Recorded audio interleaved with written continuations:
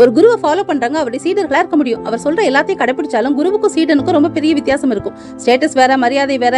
சில குருக்கள் சீஷன் தனக்கு மிஞ்சி போறதே, தன்னை போல ஆகிறதே கூட விரும்ப மாட்டாங்க. ஆனா நம்ம ஒருத்தவங்களுக்கு ஃப்ரெண்டா இருக்கிறதுக்கு அவங்க கிட்ட அன்பையும் அக்கறையும் காட்டினா போதும். ரெண்டு சிநேகிதர்களுக்கு நடுவுல, அதுவும் உண்மையான சிநேகிதர்களுக்கு நடுவுல ஸ்டேட்டஸ் வித்தியாசம் இருக்காது, க்ளோஸ்னஸ், நெருக்கம் இருக்கும்.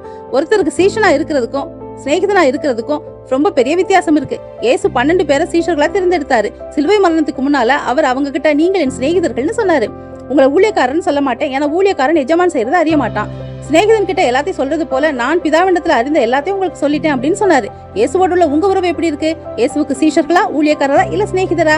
மூணுமே இயேசுவோடு வாழ்றதுதான். ஆனாலும் சிநேகிதனா இருக்கிறது ரொம்ப மேலானது. நாம இயேசுவிடம் எல்லாத்தையும் ஷேர் பண்ற மாதிரி இயேசுவும் நம்ம கிட்ட அவர் மனசுல இருக்கிறத ஷேர் பண்ற சிநேகிதனா, சிநேகிதியா நாம இருக்கிறது மேலான உறவு. அதை நாடுவோம்.